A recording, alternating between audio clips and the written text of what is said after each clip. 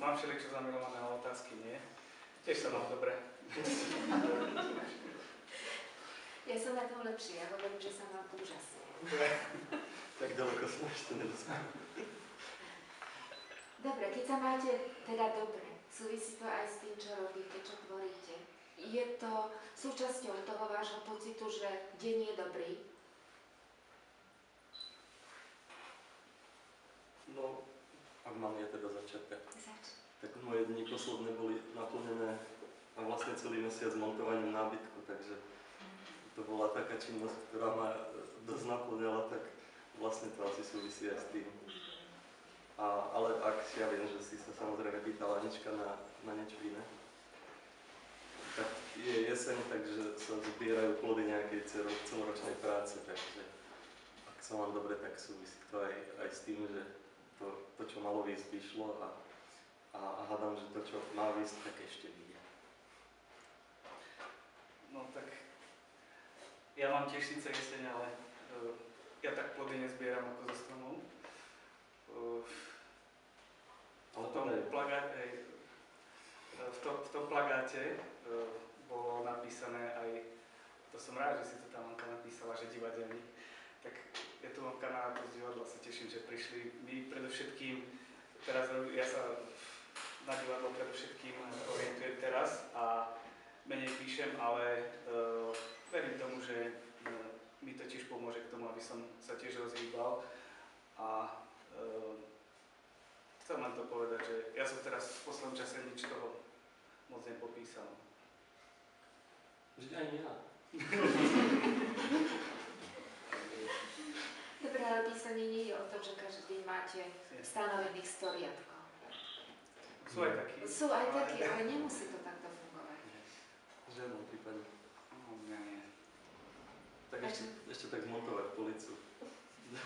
Dobre, to, že nepíšeš, to znamená, že fungujú proste iné veci, že sa venuješ viacej divadlu, alebo že je niečo také ako, ja neviem, autorská kríza, vznešene povedané. Že sa jednoducho zrazu nedá, že ťa niečo zastaví. Ja neviem, či až kríza, ja som popísal nejaké veci, ale nejak ich ešte neprezentujem, lebo ja chvíľu trvá, pokým niečo napíšem a potom viem, že či je to prezentovanie hodné alebo nie. Takže ja tak pomaličky. Znamená, že sám sebe môžeš natoľko dôverovať, aby si posúdil svoje veci. Áno, nie.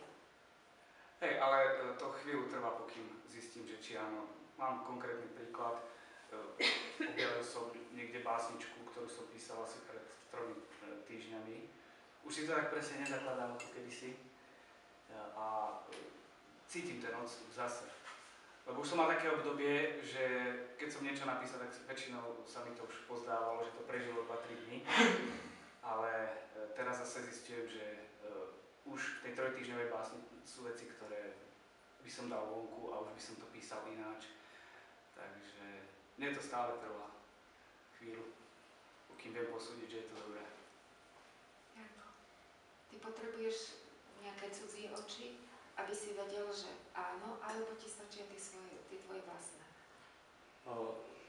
Potrebujem cudzie oči, lebo je už chýba taký, keď sa do toho tak naozaj ponorím nejako, tak už potom jeden deň sa mi zdá všetko strašne zlé, druhý deň je to dokonalé a úžasné.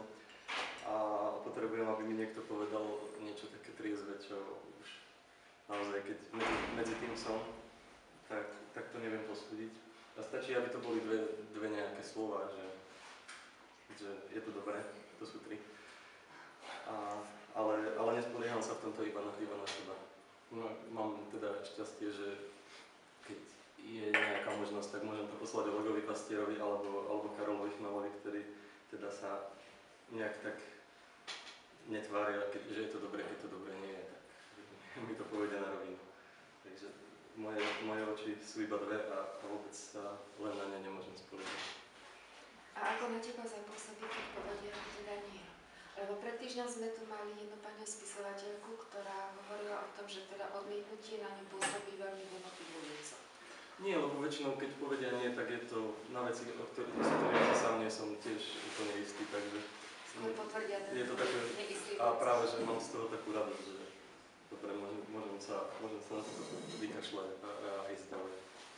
To ja za seba chcem povedať, lebo takou poradkyňou mojou si ty, Anka, vieš, že keď ja niečo napíšem a mám isté pochybnosti v istých momentoch v niečom, tak sa obrátim na teba a to je presne to, si mi teraz pripomenul Janko, že sú veci, ktoré sú mi jasné a akokoľvek mne niekto hovorí niečo o tom iné, tak mne je to jedno, ten názor, ale sú veci, kde si rád dám poradiť a to práve ty si mi tak pomohol s niektorými vecami teraz v tom novom rukopise, ktorý tu mám.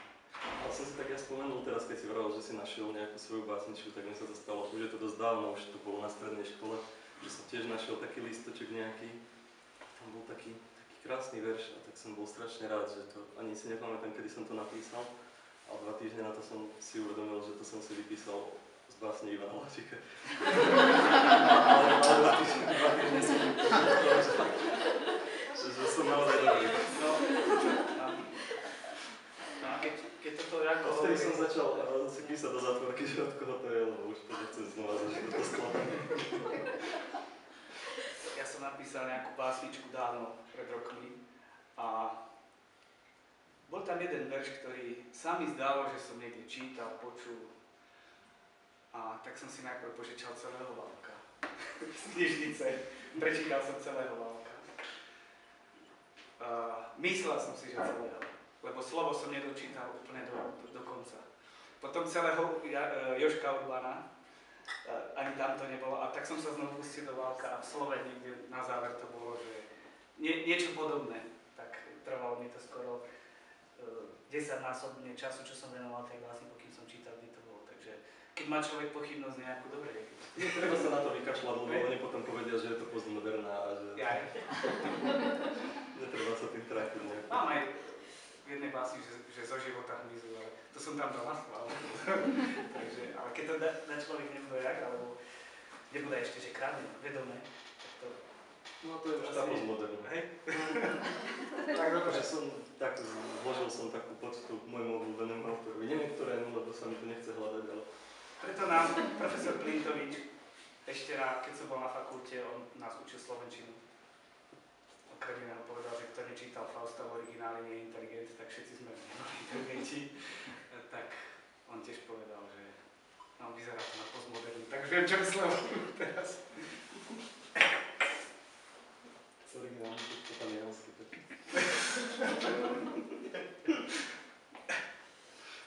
Janko, ja mám pocit, že si prestal písať básne. Áno, áno. A prečo? Je to, tak básne sú oproti proze dosť krátke a vlastne mi nezostáva čas na tieto krátke odpovede.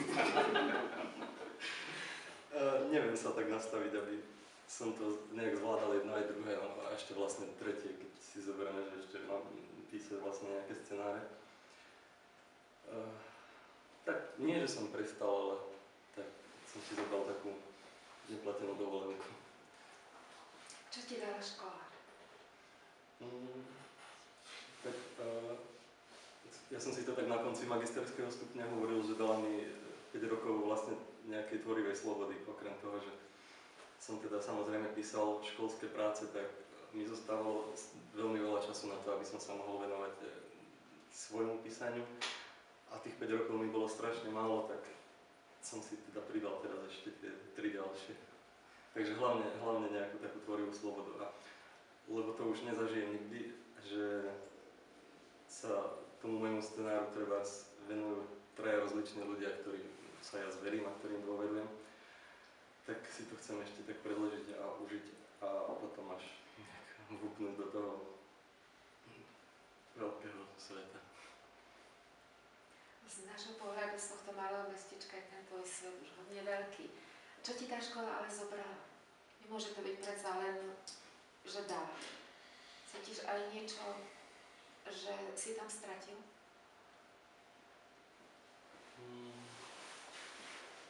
Prestal som variť. A teraz vlastne ako som sa osamostatnil, tak vlastne znova variť začínam, takže asi neviem to tak povedať, čo mi vzala. Lebo ja si to nenechám vziať, keby šlo o niečo naozaj